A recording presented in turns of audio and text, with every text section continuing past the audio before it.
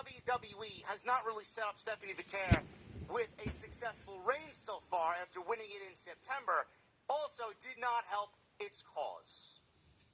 Stephanie is a great wrestler. This has not been a great reign. WWE needs to start taking her reign seriously. Would they have treated Rhea Ripley's reign like this? Would they have treated Becky Lynch's reign like this? Maybe they would have. I don't know. Stephanie is the women's world champion. You put the belt on her in the aftermath of Naomi's injury or pregnancy. She's going to be out. And she's sorely missed. So do right by the title and do right by Stephanie. This reign has been uneventful. Just like this fucking show has been. 2 women's matches on this show out of 4, and both women's matches were uneventful. 12 women on this show, as uneventful of performances as WWE's women's division has done all year. And I mean that from the bottom of my soul. This was not a good night for the women. WWE needs to do a lot better.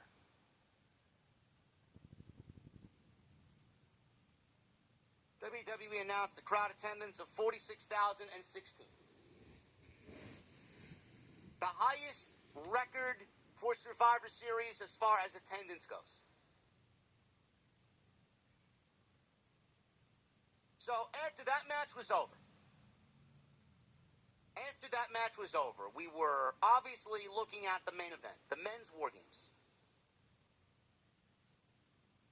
As soon as Nikki Bella and Stephanie Vicaire ended,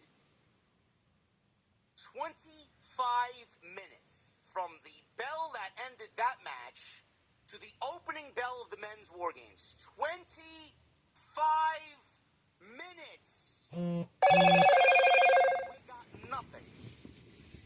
We got advertisements. We got more celebrities. We got more advertisements. We got introductions and theme musics. And then the bell rings. Bro, I had enough time to go do the remaining dishes that were dirty in my sink. I put them in the dishwasher, and I made myself a vanilla latte, all in the amount of time, and I had an extra 8 minutes left over.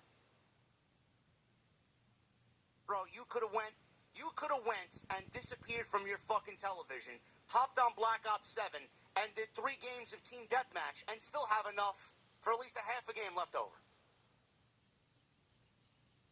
What in the fucking ever-loving fuck are we doing here, bro? How do you stand for this shit?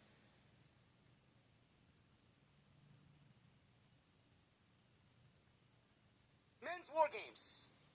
Cody Rhodes, CM Punk, Roman Reigns, Jimmy Uso, and Jey Uso versus Brock Lesnar, Drew McIntyre, Logan Paul, Braun Breaker, and Bronson Reed. Now, there was a news article that hit the news feeds. Apparently, there was an issue with WWE. WrestleVotes put out a tweet, if I can find it. There was a creative disagreement occurring regarding men's War Games entrance order at tonight's Survivor Series. So this was published earlier in the afternoon. A report from WrestleVotes stated that creative discussions are occurring backstage regarding the logistics of tonight's War Games match at Survivor Series. The report indicates there is a creative contention regarding the specific order in which the match participants will enter the match structure. The report published on X states, sources indicate there is some creative contention over the entrance order for tonight's men's War Games match. With the amount of star power in play, several scenarios were mapped out, and there are differing opinions. End quote. The disagreement stemmed from the composition of the teams involved in the men's match. Obviously, you got a lot of egos there. The primary logistical challenge cited regarding star power involves balancing the presentation of Reigns, Punk, and Rhodes within a single unit.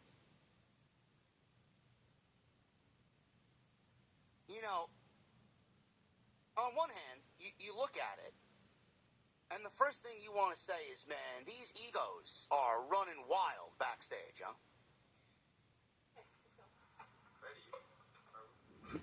Dude, enough is enough. Turn off to anybody is just this level of egotistical behavior. Why would anybody be that egotistical? Like, why not just do what you gotta do? You're gonna get your reactions regardless of where you come out. And make sure the match is the way that it needs to be. Genuinely. Make sure the match quality is up to par for being a War Games match. And deliver what Paul Heyman said on First Take this week. We know we gotta deliver the best War Games match that we've ever done. It's terrible. Then you could look at it in a different way. Like, everybody's very hungry. Everybody's very hungry for that top spot. And then you look at that situation, and you look at a Cody and a Roman and a situation there where they all want that top spot. That's great. You legitimately got guys there who want to be the guy. And they'll do anything that they need to do to be the guy. I like that. So you can look at it from both ways. But I said on social media, I mean, put the egos aside. Who gives a fuck when you come out? You're going to get your sing-alongs anyway. And WWE should focus, these guys should focus on delivering the best match possible. It doesn't matter who comes out and when. Simple. And like every single PLE he's on, Roman either is first or last. There's no in-between with Roman. So if Roman wasn't going out first, Roman was coming out last. So it was between Punk and Cody, who's coming out first. And in this case, CM Punk came out first. Cody got the shaft. So they wanted Punk to go out there first. Or maybe Punk wanted to go out there first. I don't know. Maybe Punk wanted the workload and he took the brunt of the fucking match. Maybe he wanted to go out there and take the majority of the minutes. So not only does CM Punk want the top spot, he also wants the ball, and he wants to go out there and fucking work. I don't know how you look at that as a bad thing. CM Punk and Bron Breakker started this match. I actually thought that it was going to be Logan Paul, but giving Bron Breakker that spot, it worked out very well. Because I could see this being the next program for the World Championship, and the way that this match ended, I am pretty certain that this is going to be the next program for the World Heavyweight Championship. When, where, I don't know. That's to be determined. CM Punk and Bron Breakker started. CM Punk entered by climbing the cage. They did not come out with a weapon of choice. Nobody came out here, at least until the Usos came out there. Nobody came out with a weapon. Love it. The steel structure is the weapon. So they wrestled back and forth for 5 minutes, and a nice back and forth. Looking forward to when they actually get a one-on-one match. After 5 minutes, Drew McIntyre came in. Now, the heels in this match had the advantage, because McIntyre and Logan Paul won the advantage match over the Usos on Monday Night Raw. So the heels would have a 2-on-1 advantage, or a man advantage here, rather. A man advantage leading up to when the final babyface makes his way out. So Drew McIntyre comes out, and CM Punk at this point was very much a dead man. Not only did he had the beast Bron Breakker out there, but he had Drew McIntyre out there, and he and McIntyre had the best feud of 2024. So they worked on CM Punk 2-on-1. Punk tried to fight off both guys the best he could, but McIntyre dropped him with a fucking nasty Claymore kick. So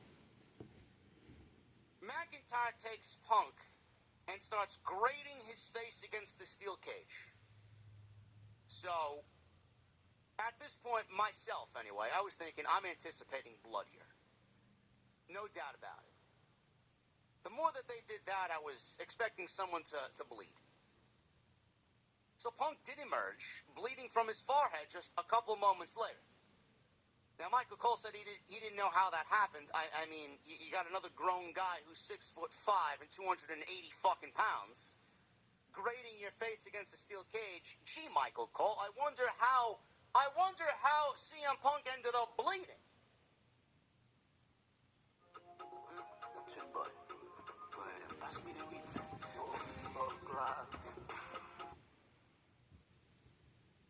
So Punk was bleeding, which I wasn't surprised by because Punk plays old school. CM Punk was not going to go into this match for 40 fucking minutes and then emerge not bleeding. The difference is with Punk, if Punk bladed the right way. Punk concealed the blade. Nobody's seen him blade. Not like the fucking indie outlaw amateurs on AEW where they fucking bleed and it's nothing more than fucking buckets and rivers of blood to a point where it looks like a scene out of fucking Jack the Ripper. This was a nice blood flow. This looked like it belonged in the match. It wasn't too little, it wasn't too much. And of course it was going to be CM Punk because Punk just gets it. And one of the reasons why I am so pro-Punk is because Punk, he just presents wrestling in the way that I enjoy pro wrestling. There are some old school tricks and some old school ideologies that absolutely work in 2025. Punk is very much a quality over quantity guy. Punk is very much a less is more guy. And that's why I am a CM Punk fan. If you don't like that, kiss my fucking ass. So Punk is bleeding. So heels are working over Punk. Cody Rhodes comes out. He evens the odds here. So we got Cody and Punk teaming up. I'm keeping my fingers crossed that this is the WrestleMania main event for WrestleMania 42 for the WWE Championship. I just don't see how CM Punk goes into an Elimination Chamber, which is emanating from Chicago, and doesn't win the Elimination Chamber to get his main event at WrestleMania. I don't know. So Cody's out there. So McIntyre held the door shut, just like Becky Lynch held the door shut for the women, which forced AJ Lee to climb the cage. This is how fucking lazy WWE was for the 2025 Survivor Series War Games. They basically copied the women's War Games homework. McIntyre held the cage door shut so Cody could not come in through the door, and Cody was forced to climb the cage and jump off the fucking top of the cage with a goddamn crossbody. They just did this 2 hours ago. Punk walked up behind Rhodes. Rhodes accidentally elbowed Punk in the face and knocked him down, building tension between the baby faces. He didn't realize that Punk was behind him. He thought it was one of the Vision. Punk got in Rhodes' face. They got on the same page eventually. Gave McIntyre a heart attack. Not legitimately, but the heart attack. The Hart Foundation's finishing move. You know, because CM Punk is a Bret Hart guy. He's a Bret Hart mark. Not as big as my guy, Dax Softwood over there, but he's still a Punk mark. Or a Bret Hart mark. The FTR are Punk marks. And they're Bret Hart marks. So, after the heart attack, they also gave Breakker a doomsday device. I don't know what happened here. So not only did they deliver the Hart Foundation's finish, they went up and tried to do the Legion of Doom spot, or the, I guess the Steiners did that too. They did the doomsday device move off the top rope.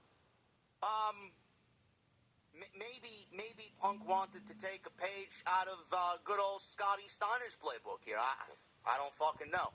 But Bron Breakker landed so fucking brutal off of this spot. He landed on the back of his neck. Bro, I swear to God, man, Bron Breakker's neck has got to be made of rubber. Bro, the way that this guy landed on the back of his neck, you would think that he would have fucking nerve damage. The guy just popped right back up. I swear to God, man, it's almost like you don't even have a fucking neck. This looked bad. This looked absolutely fucking bad. So Barrett freaked out. The camera didn't focus on it. The doctors went to go check on Breakker, and he continued the match. Goes to show you the guy's toughness. The guy is legitimately a badass. Logan Paul comes out next. He went underneath the ring and brought in steel chairs because Drew McIntyre wanted him to. He helped his team gain the advantage. Jimmy Uso came out next. He brought a table into the ring with him as he went underneath the ring. Now we got a parade of weapons in the ring. We got the table brought in now with the Slim Jim logo on it. Jimmy got some offense for a moment. Drew McIntyre cut him off with a Claymore. Heels maintain control. Bronson Reed came out next. He came in there and decided to make good on what happened last year because he broke his fucking foot in the War Games match last year by doing a tsunami off the top of the cage through a fucking table. So this year, instead of doing one, he did three. He delivered Punk, Jimmy, and Cody with tsunamis. Jimmy fired back with super kicks. Reed dropped him with a big body check. So the babyfaces still had two guys left. Everybody knows that Jey Uso's coming out next, and then Roman was going to come out last.